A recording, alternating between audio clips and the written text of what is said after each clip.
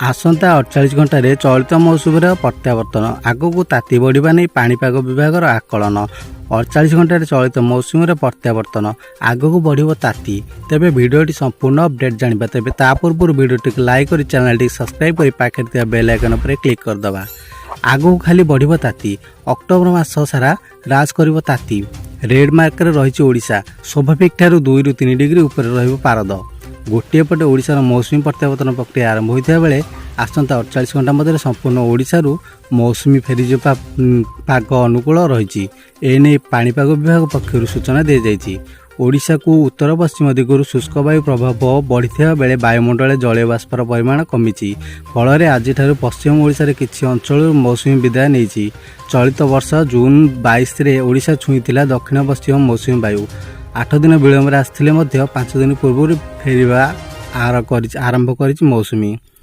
ଓଡ଼ିଶାରୁ ମୌସୁମୀ ପ୍ରତ୍ୟାବର୍ତ୍ତନ ସ୍ୱାଭାବିକ ସମୟରେ ଅକ୍ଟୋବର 15 ତାରିଖ।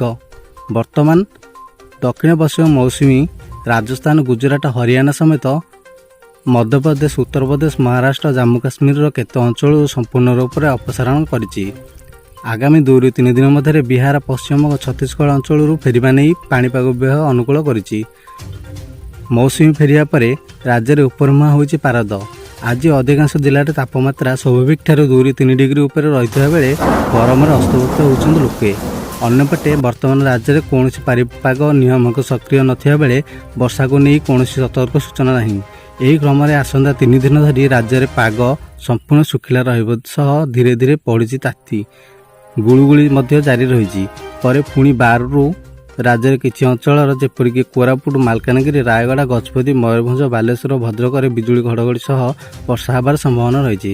ସେପଟେ ରାଜ୍ୟରେ କିଛି ଜିଲ୍ଲା ଯେପରିକି କେଉଁଝର, ମୟୂରଭଞ୍ଜ, ଭଦ୍ରକ, ବାଲେଶ୍ୱର, ସୁନ୍ଦରଗଡ଼, ଗଜପତି ଓ ଗଞ୍ଜାମରେ ବିଜୁଳି ସହିତ ଘଡ଼ଘଡ଼ି ବର୍ଷା ହୋଇଛି। ମୟୂରଭଞ୍ଜର କଞ୍ଜିଆରେ ସର୍ବାଧିକ 32 ମିଲିମିଟର ବର୍ଷା ରେକର୍ଡ କରାଯାଇଛି।